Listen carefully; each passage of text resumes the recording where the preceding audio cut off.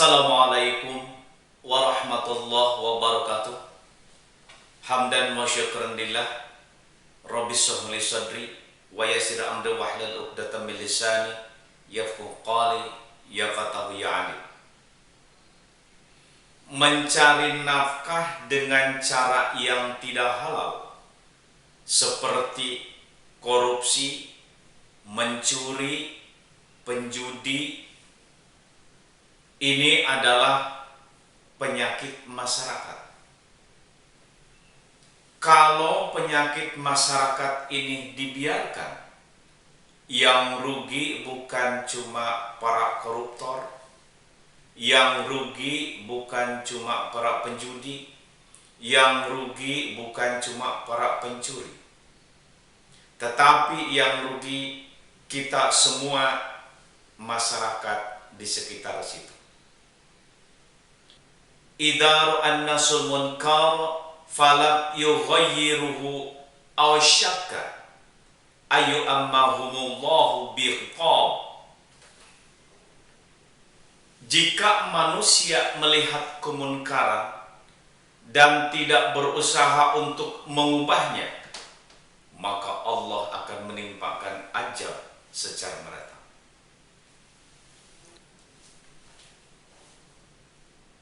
Imam Nawawi dalam kitabnya Riyadhus Shalihin halaman ketiga menjelaskan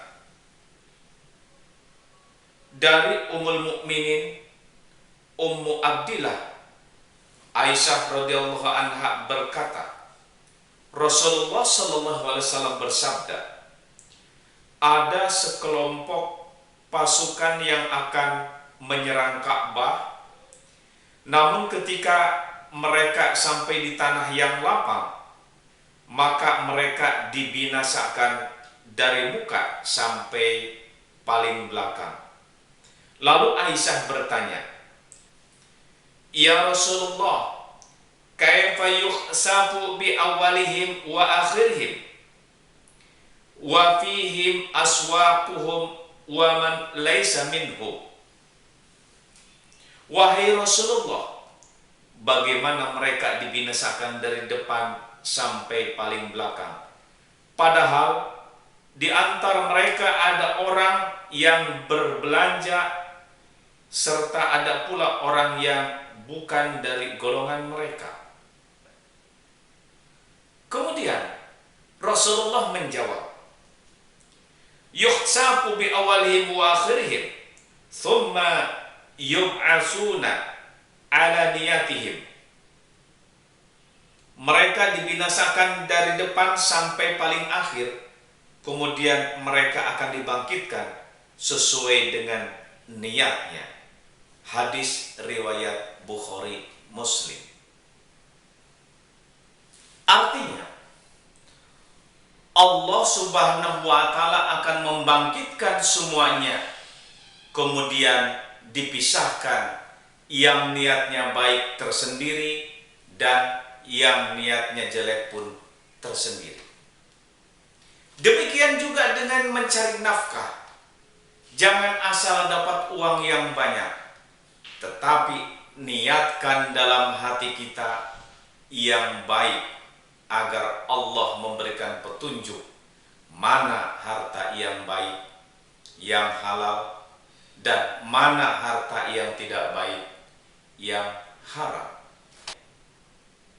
Karena sesungguhnya nanti di akhirat kita akan berhadapan dengan dua pertanyaan tentang harta yang kita dapat, dan harus kita jawab, dari mana kau dapat harta itu dan dipakai untuk apa harta itu.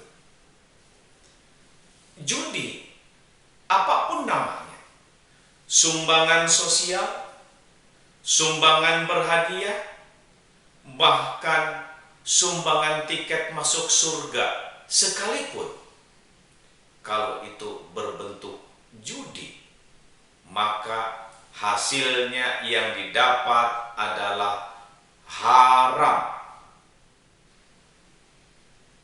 Korupsi, siapapun pelakunya, pejabat baru, pejabat lama, bahkan pejabat yang mau pensiun sekalipun, maka hasilnya yang didapat adalah haram. Copet, rampok, maling, bagaimanapun caranya, hasilnya yang didapat adalah haram. Allah Subhanahu wa taala berfirman, A'udzu billahi minasyaitonir rajim. Bismillahirrahmanirrahim.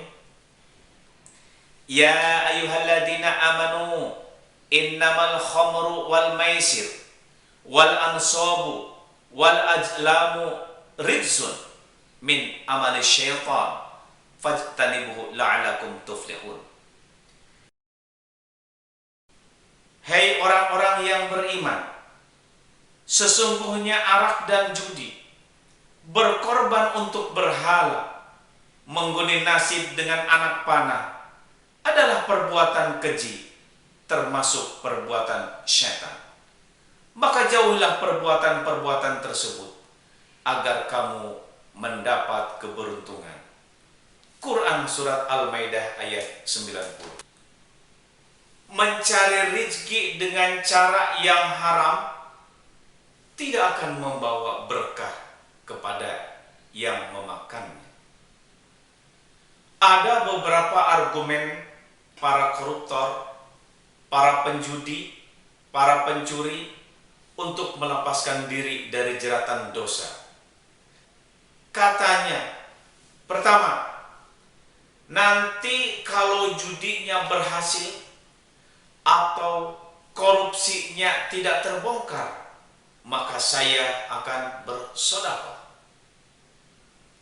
Wahai para maling, jauh-jauh sebelum ada istilah korupsi, Rasulullah sudah mengingatkan, ma yuksabul abdu malam minal haram fayatasaddaqu bihi fala yu'jaru alaihi wala yunfiqa minhu fala yubarika lahu fi. Tidak ada seorang pun yang mendapatkan harta dari jalan yang haram, lantas ia bersedekah dengannya, maka tidak akan mendapatkan pahala jika ia membelanjakannya. Tidak ada berkah di dalamnya. Yang kedua, nanti kalau judinya berhasil, korupsinya tidak terbongkar, akan dibelikan baju koko dan saya akan rajin sholat, rajin ibadah, kemudian umroh dan berangkat haji. Wahai para penjudi, jauh-jauh sebelum ada istilah sumbangan berhadiah sebagai kedok berjudi, Rasulullah sudah mengingatkan, man ishtara thawban bi asratin darhamin wa bi thamanihi dirhamun min haramin lam yakbalillahu salatahu ma dama alaih. Barang siapa membeli pakaian dengan 10 dirham, padahal dari uang itu ada 1 dirham uang yang haram, maka Allah tidak akan menerima salatnya selagi ia memakai pakaian itu. Yang ketiga, saya kan tidak berjudi, saya juga tidak korupsi, hanya minta jatah dan dikasih. Lumayan buat beli rokok, buat jajan anak. Rasulullah SAW mengingatkan, ijtanibal harama fa inna kulla batin dahala fihi lukmatun min haramin la yustajabu du'a'u. Jauhilah perbuatan haram, karena sesungguhnya setiap perut yang di dalamnya terdapat sesuap makanan yang haram, maka doanya tidak diterima. Yang keempat, yang salahkan pemerintah, Mengapa tempat judi tidak diberantas? Sepintas omongan orang ini benar, padahal salah. Kalau orang sudah punya mental berjudi, apapun bisa dijadikan judi. Jangankan fasilitasnya tersedia, tidak ada fasilitas pun, seorang penjudi akan berpikir bagaimana caranya supaya bisa berjudi. Mobil lewat bisa dijadikan inspirasi untuk main judi. Angka berapa nomor polisinya? Ganjil atau genap? Berani taruhan berapa? Hiburan nonton bola bisa dijadikan judi. Main catur bisa dijadikan judi. Bahkan cuaca yang ada di alam ini bisa dijadikan judi. Hari ini turun hujan atau tidak? Mau berani taruhan berapa? Judi. Artinya, pada dasarnya kita kembalikan kepada manusianya. Kalau iman seseorang kuat, ada fasilitas ataupun tidak, maka tetap dia tidak akan terpengaruh dengan judi. Padahal Allah Subhanahu wa Ta'ala telah memberikan sebuah perumpamaan berupa kehidupan ikan di laut.